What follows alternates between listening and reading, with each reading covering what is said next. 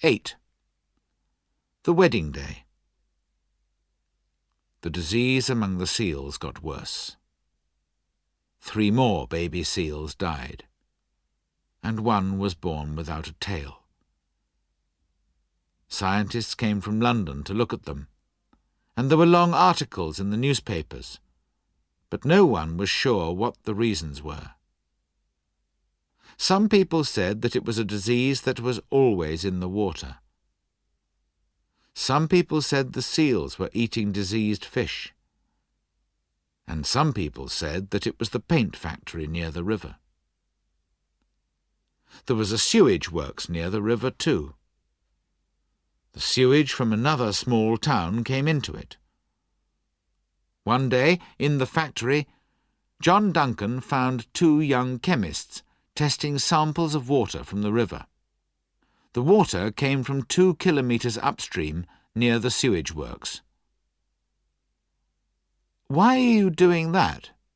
he asked, surprised. "It's a special experiment," one of them answered. "David Wilson asked us to do it himself. Didn't he tell you, sir?" John didn't answer. He watched them quietly for several minutes. "What are the results?" he asked. "They're bad, sir," said the young man. But he didn't look worried. He looked pleased, proud of himself.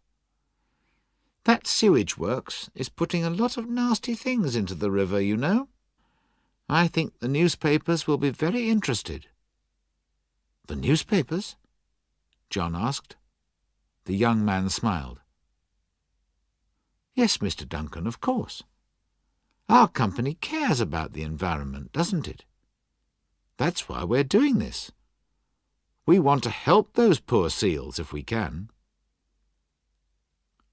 As John walked away, he listened for the sound of quiet laughter behind him. But he heard nothing. Perhaps the young man really believed what he said. Christine and Simon were married on a fine day in June. When they came back from the church, they had a party in the garden at John's house. Everyone seemed very happy. John liked Simon's parents and talked to them a lot. "You're very lucky, Mr. Duncan," Simon's father said. "You have a beautiful house with a lovely river at the end of the garden." "I haven't always been lucky," John answered. "People used to say I was a very unlucky man." He stood still, thinking. He remembered how unhappy he had been in the little flat in the middle of the town. He had been unemployed then, with no money to buy good things for his children. But he had always been able to talk to them. Now he was a rich man, a success, and his children didn't want to talk to him. He smiled at Mr. and Mrs. MacDonald. "Yes," he said, "I'm a very lucky man. I have Simon for my son-in-law. I'm very pleased for my daughter." Mrs. MacDonald was pleased. "We're very pleased to have Christine for our daughter-in-law too," she said.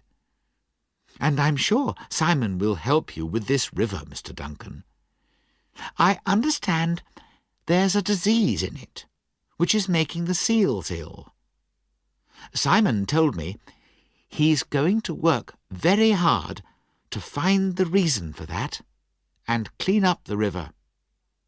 I'm sure you're pleased about that, Mr. Duncan." "Yes, of course." John had seen Simon's article in the newspaper last night about the diseases that came from the sewage works. David Wilson had shown it to him. John didn't want to talk about it. He saw his daughter laughing with Simon, Andrew, and some friends. He had never seen her look so happy. He remembered his own wedding and the hopes he and Rachel had had. "Let me get you another drink, Mrs. MacDonald," he said. "We must drink to our children's future and wish them luck." At the bar in the house he met Mary. She came back to the town sometimes, and twice he had visited her in Scotland. "This day's been a great success, John," she said. "You must be a happy man." He touched her arm thoughtfully. "I'd like to be, Mary," he said. "I've tried, you know. I've done my best. But it's their world now. They must do what they can with it."